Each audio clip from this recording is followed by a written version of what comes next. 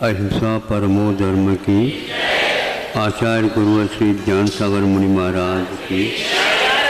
आचार्य गुरु विद्यासागर जी महाराज जी की। आचार्य संघ की।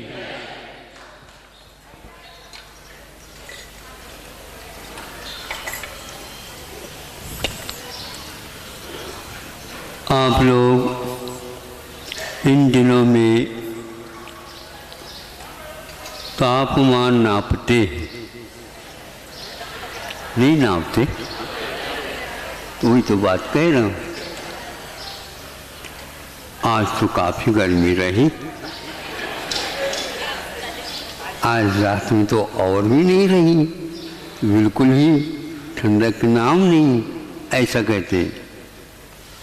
तो अब इसके ऊपर सोचो, आप भीतर बैठे रहते हैं, फिर भी तापमान नापते रहते। बाहर का तापमान और भीतर के तापमान में 3-4 डिग्री का अंतर रहता है। नहीं समझे? विशेष प्रबंधन अलग चलता है। आप बाहर नहीं भीतर है। फिर इसके उपरांत शरीर में तापमान बढ़े नहीं, इसके लिए अलग और प्रबंधन होता है। भिन्न भिन्न गृहस्थ तो होता ही रहता है प्रबंध। 12 बजे से हाँ, रात में भले ही न लेते किंतु दिन भर।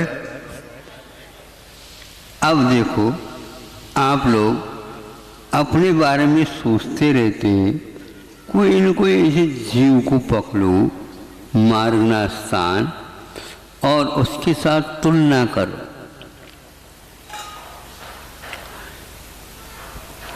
पर्वत पर जाते हैं और वृक्षों का भी निरीक्षण करते हैं,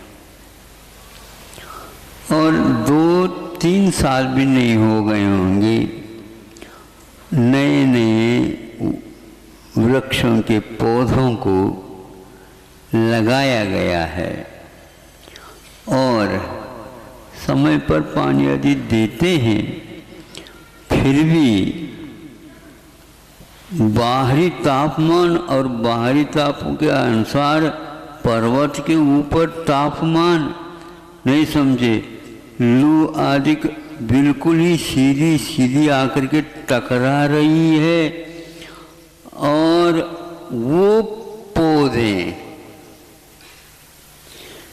जैसे तपस्या कर रहे हो, और उनके चेहरे के ऊपर देखते हैं, आश्चर्य होता है। आप लोग बैठ करके ऑक्सीजन की कमी कहते हो, उसके साथ तुलना करो। सारे पतझड़ हो गए, और जिन वृक्षों के पौधों को लगाया गया है, उसमें नए कोमल नहीं समझे, ऐसी लाल पीली कोमल कोंपले फूट रही हैं, और हरियाली की ओर बढ़ रही हैं, और हवा के झोंका लगता है तो उसमें और उनकी उमंगे और बढ़ रही हैं। हवा कौन सी हवा? वही लू लपट। लपट ना, लपट जो है चलती है तो लपटा बड़ा अच्छा। लपट ने काम कर सके,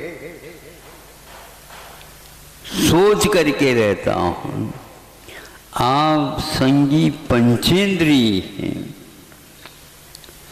आपके पास मान लो वज्र से नाराज संगन हैं, सभी प्रकार के प्रबंध हैं। एक इंद्रियों में अंगोपांग नामकर्म का उदय ही नहीं रहता है। वज्र नाराज संगन तो होता ही नहीं, कोई संगन नहीं रहता। फिर भी उनका विकास क्यों हो रहा? ऐसे कौन से उनके पास क्षमता है? भिन्न भिन्न कर्मों के उदय के कारण भिन्न भिन्न परिपाक हुआ करते हैं। ये कर्म सिद्धांत की ओर दृष्टि जाने से लगता है हमें अपने स्वभाव का भी चिंतन करना चाहिए। कर्मों के विषय में भी हमेशा हमेशा मनन चिंतन होना चाहिए। और जो अधीरा हो जाते हैं उनको भी धीरज का प्याला पिला देना चाहिए और कह देना, देखो तुम्हें क्या हो रहा है, ये पागलपन है, देखो वो पौधे। हाँ, तो ये अध्ययन का विषय है।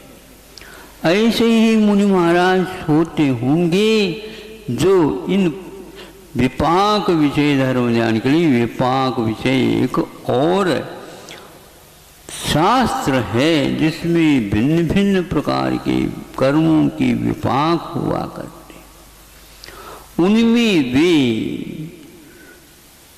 कितने समय तक 5-5, 6-6 महीने तप प्रतिमा योग धारण करके अध्ययन मनन करते रहते हैं और आत्मा को समझाते रहते हैं, ये आत्मन तू मरने वाला नहीं, ध्यान रख।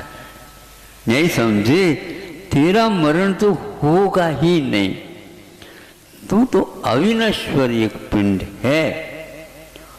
ये अधीरा क्यों होता है? अज्ञान है तेरा। तेरे ज्ञान का आलम्बन ले ले, स्वभाव का आलम्बन ले ले। तू मोटा भी नहीं और ताजा भी नहीं, तो है सो है। ये मोटा ताजा जितना हो रहा है सब पुद्गल का परिणाम नहीं। जहाँ सब नदी नाले सूख गए और एक इंद्री के पौधे में खिलखिलाहट है, क्यों है बताओ? ऐसे सूर्य का तपन, ऐसे तीखी तीखी किरणें जब वर्धमान सागर में पड़ रहे तो सूखता जा रहा है और नाम तो रख रखा वर्धमान। बोलो, पानी बिल्कुल जा रहा है। अब तो मानसून की प्रतीक्षा है। खाओ। अब देखो वहां पर इधर सूखा और उधर जो है नया जीवन प्रारंभ हुआ है। सब पौधों के पत्ते सब झड़ रहे थे, उस समय हम आए थे और पीले पीले पत्ते उड़ रहे थे। अब 1 महीना 100वां महीना हो गया होगा। क्या मैं कितना बना? यही याद रखते रहते आप लोग।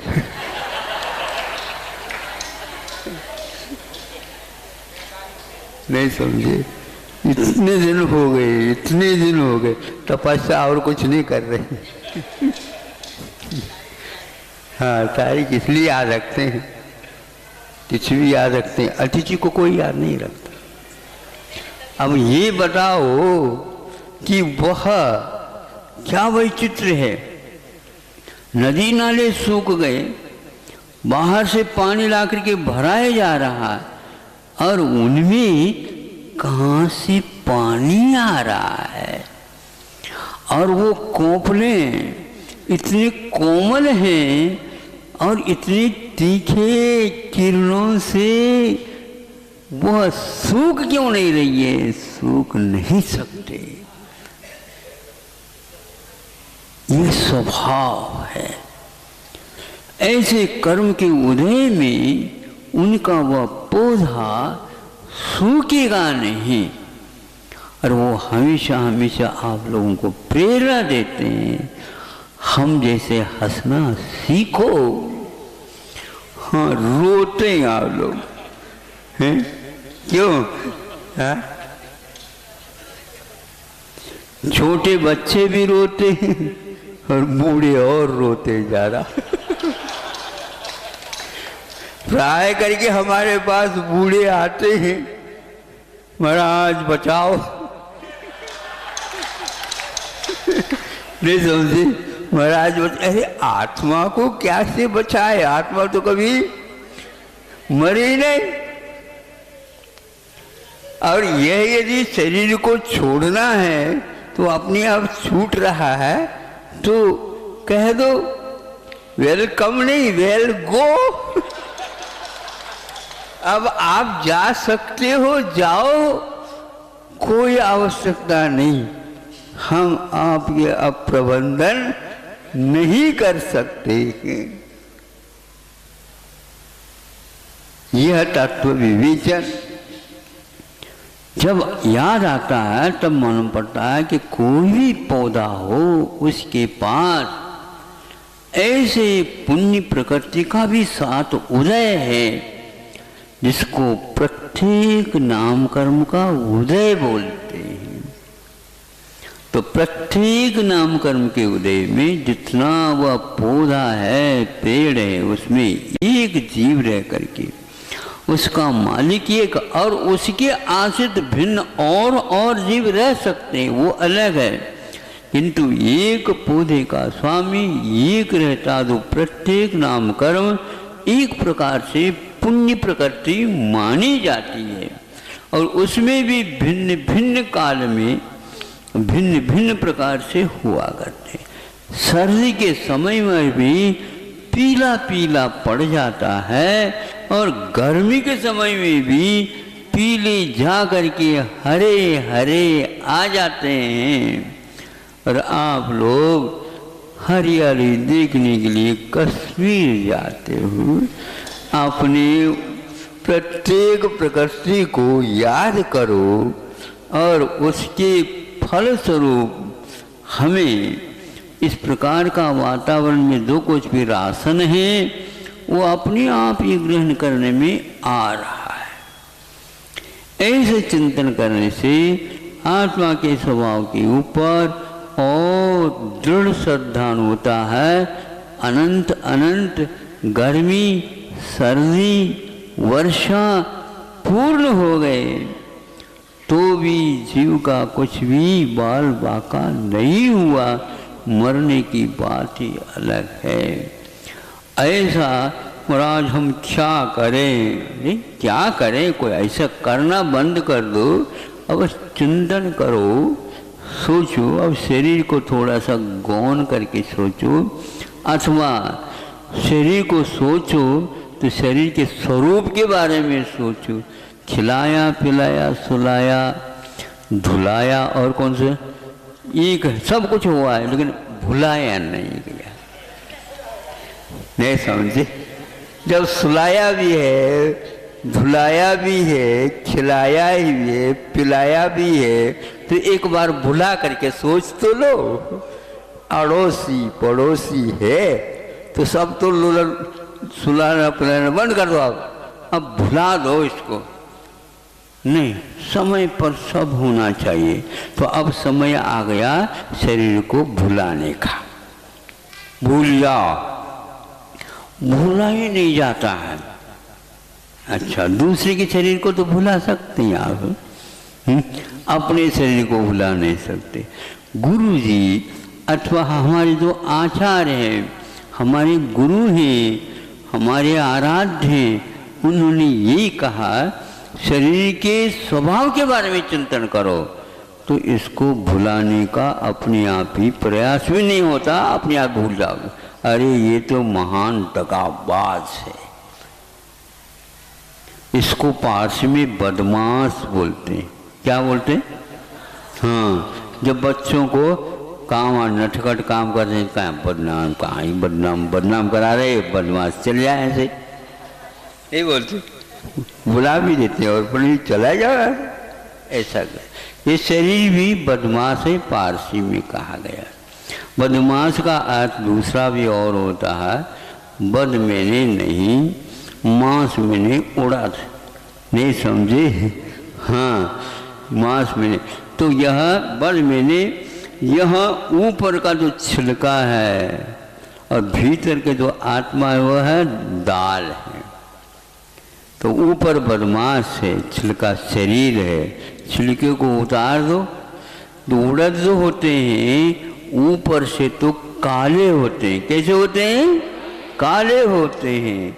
और काले छिलके को उठा दो फिर क्या होता है? बिल्कुल सफेद होता।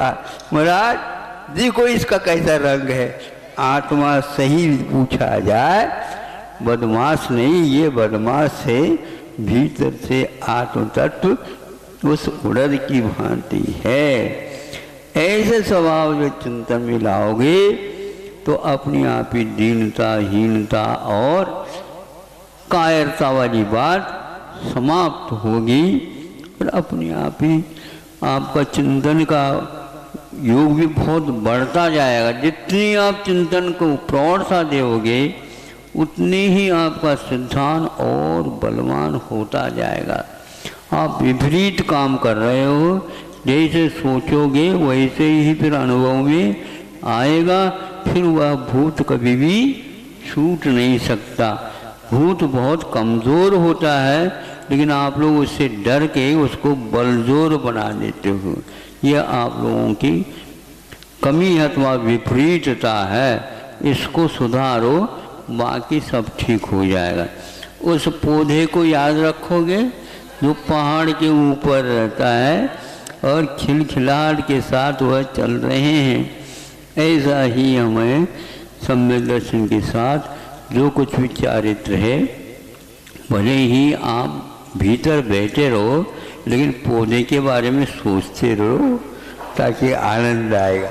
अहिंसा परम।